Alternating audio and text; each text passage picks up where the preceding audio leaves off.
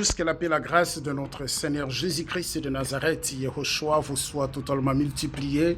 J'espère que vous allez bien. Oui, vous connaîtrez la vérité et la vérité vous affranchira. Je vous laisse d'abord regarder la vidéo qui va suivre et nous verrons de l'autre côté. Merci. La question, le frère lui pose la question, pourquoi les chrétiens disent que Jésus est Dieu? Donc lui, le musulman, vous allez voir, vous allez écouter ses arguments. Écoutez-le très bien.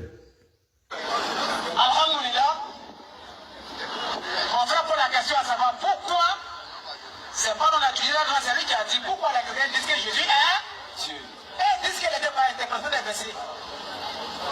Par exemple, Jean 14, 6 à 9, où Jésus dit à Philippe, je suis le chemin, la vérité et la vie. Nous ne viens au Père que par moi. Et aussi dit, celui qui m'a vu a vu le Père. Moi et mon Père, nous sommes un. Donc pour ainsi le un avec le Père. Donc automatiquement c'est lui qui est le Père. Parce qu'il a dit aussi, nul ne vient, n'est pas nul ne va. Nul ne vient au Père que par moi. Et ailleurs aujourd'hui, le Père qui te met à moi. Ça fait un. Maintenant il y a des prophéties. Les gens attribuent ça à Jésus, par exemple, dans Ésaïe 9, 5, Ésaïe 7, 14. Emmanuel, par exemple, un enfant nous est né. Un fils nous est donné. La domination reposait sur l'épaule. On l'appellera admirable, conseiller, prince de paix, père tout puissant, Dieu tout puissant, un tout comme ça. Dieu tout puissant, donc pour eux, cet enfant qui vit là, d'abord, il attribue un père en lui. Parce que Père éternel, parce que lui aussi dit, moi et mon Père, nous sommes un. Donc si Père éternel, il faut qu'on ait Jean 12, 34. On a pris par la loi que le Christ demeure éternellement avec nous. Donc si le Père est éternel, Christ demeure éternellement, c'est comme si c'est lui qui est éternel. Et puis aussi Jean 8, 58. Il était enfant des Juifs. Il dit avant Abraham fit Jésus. Donc quand il met tous ces personnes ensemble, Exode 30, 95, pour eux automatiquement c'est Dieu qui est là. Et en même temps, Ésaïe 36, 45, Dieu a dit à Ésaïe, votre Dieu viendra lui-même vous sauvera. Donc c'est comme Dieu avait une promesse à son droit pour dire, il va venir sur la terre ici. Donc quand Dieu va venir là, il doit apprendre d'abord par Dieu l'esprit. On ne voit pas dans Jean 4, verset 24 à 26, Dieu l'esprit. Donc il doit apprendre un corps humain qui est Christ. Donc dans ce corps-là, il habite dans ce corps-là. Mais le corps, c'est fourreau. Mais l'esprit qui est dans le corps, c'est que Dieu. Donc pour eux, Dieu a pris la chair humaine à la personne de Jésus-Christ. Jean 1, 14, la parole s'est faite en chair. Donc automatiquement, il devient Dieu sur les foi. Donc nous, les musulmans, nous disons, oui, c'est écrit. Mais ce n'est pas Dieu qui a dit la parole s'est faite chair. Mais on ne rejette pas, mais il faut qu'on explique. Il faut qu'on explique où Jésus nous a dit, ça là, ça ne me concerne pas. Prophétie là, ça a été annoncé par Isaïe. Mais il faut que nous nous donne les détails sur comment on a reçu la prophétie là. Avant qu'Abraham fût. Vous avez entendu? Lui-même, il donne les versets clairs.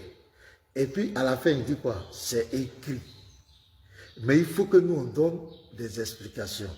Il faut que Jésus vienne nous dire que ça là, c'est pour moi, ça là, c'est pas de moi. Mais il dit quoi? C'est écrit. Et il a bien cité les versets. Donc, vous voyez? Donc, il est conscient.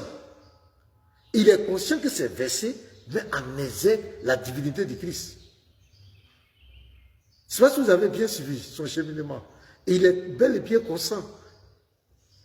Maintenant, ce que je voulais vous dire, les frères, quand je suis devant les musulmans, parce que ce qui va condamner les musulmans, ce qui va couler tous les musulmans, tous ces prédicateurs, posez-leur la question. Parce que quand ils viennent faire des débats avec vous, ils veulent contester le fait que Dieu, nous disons que Dieu s'est fait homme en la personne de Jésus-Christ. Voici le débat. Et vous allez voir, tous les argumentaires sont basés sur les 33 ans de vie de Jésus sur la terre. Les 33 ans de vie de Jésus sur la terre. Mais selon la Bible, Jésus a existé avant les 33 ans. Quand vous lisez par exemple Michée 5, verset 1 à 2, on te dit l'origine de Jésus remonte au jour de l'éternité.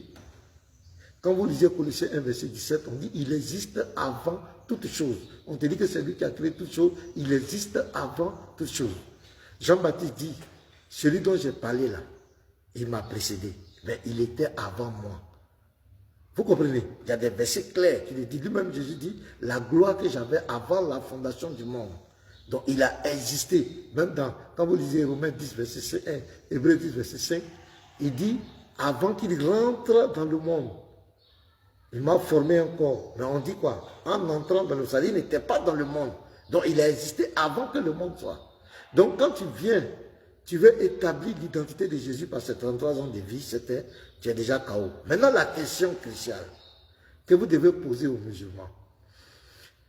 Vous allez entendre, mais Dieu ne peut pas devenir un homme. Dieu ne peut pas se rabaisser. Comment Dieu peut devenir sa créature? Vous leur posez la question.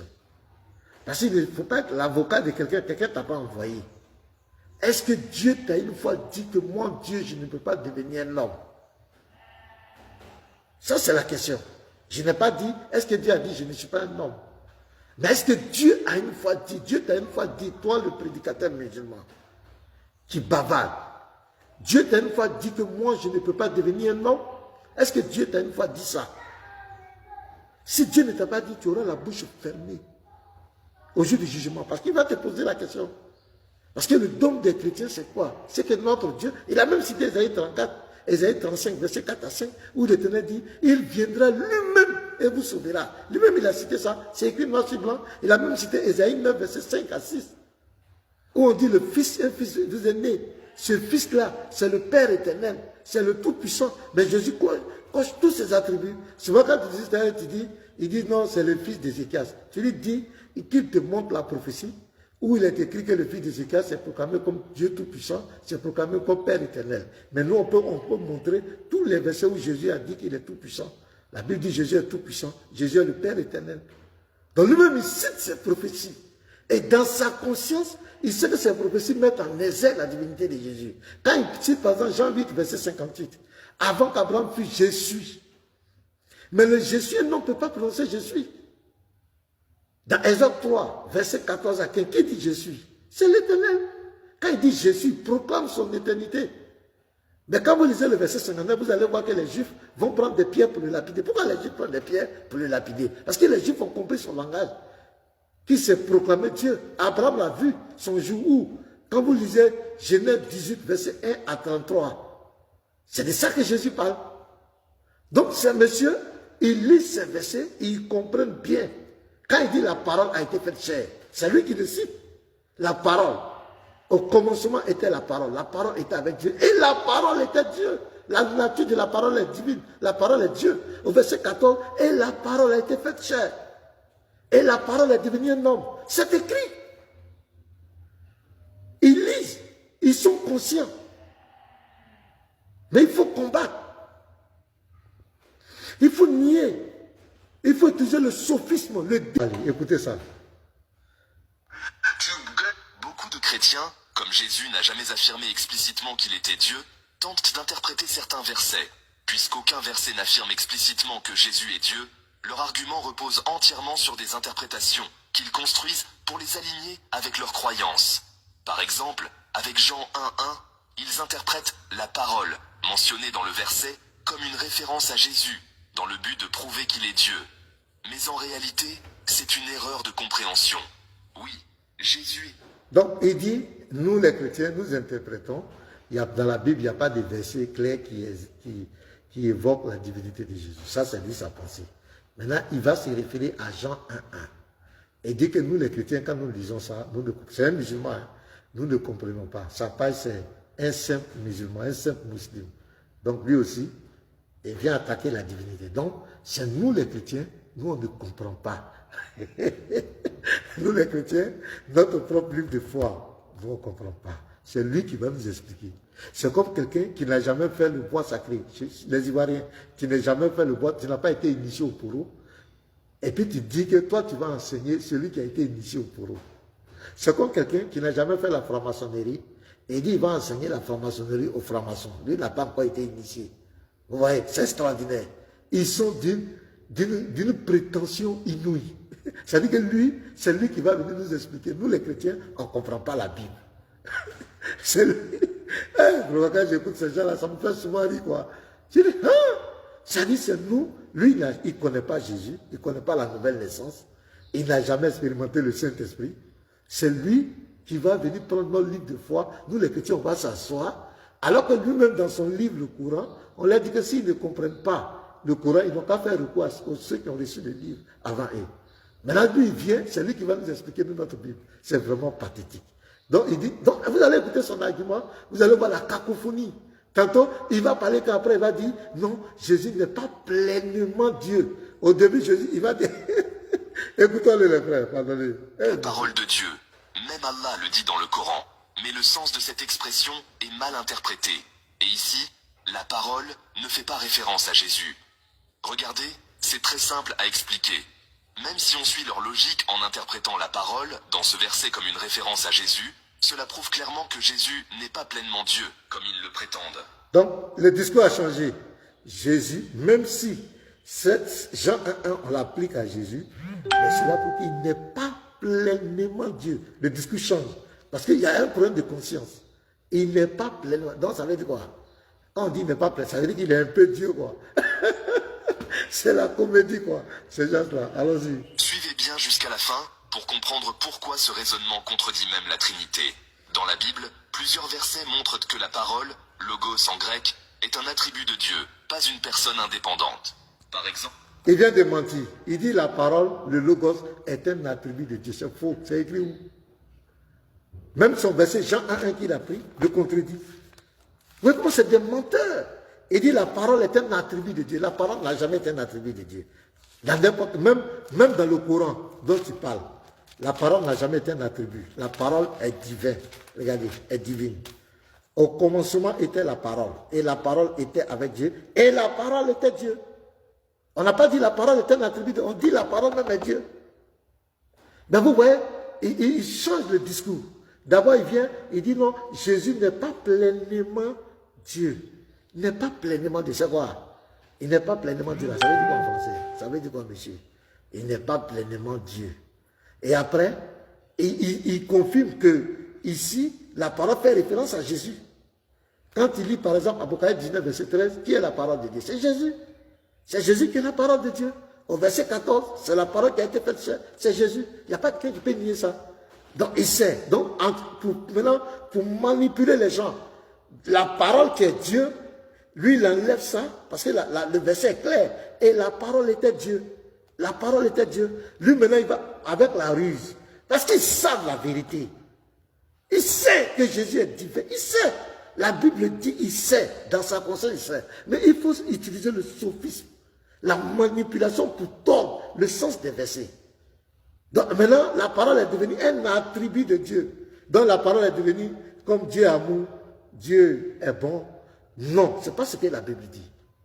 Même dans ton Coran, la parole n'est pas un attribut d'Allah. Non. La parole est divine.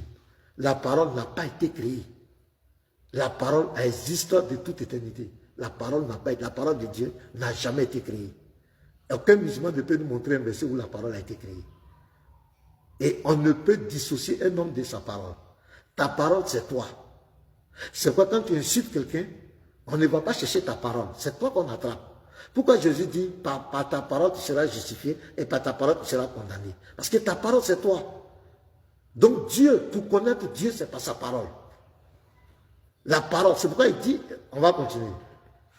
Psaume 33, 6 dit, les cieux ont été faits par la parole de l'Éternel, et toute leur armée par le souffle de sa bouche.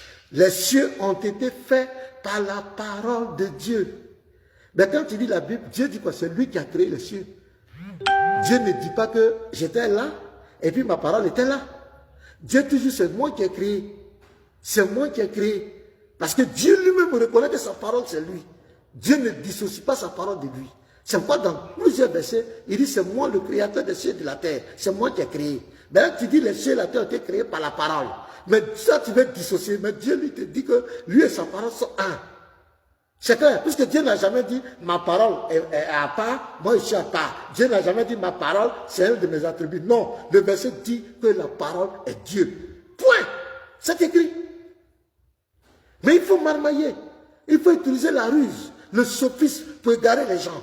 Ils sont conscients, quand ils lisent la Bible, ils sont conscients que la Bible dit clairement que Jésus est Dieu. C'est écrit que Jésus est Dieu. Au commencement était la parole. Oui.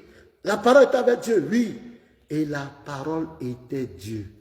Elle était au commencement avec Dieu. Toutes choses ont été faites par elle. Et rien de ce qui a été fait n'a été fait sans elle. En elle était la vie. Et la vie était la lumière des hommes. Au verset 14.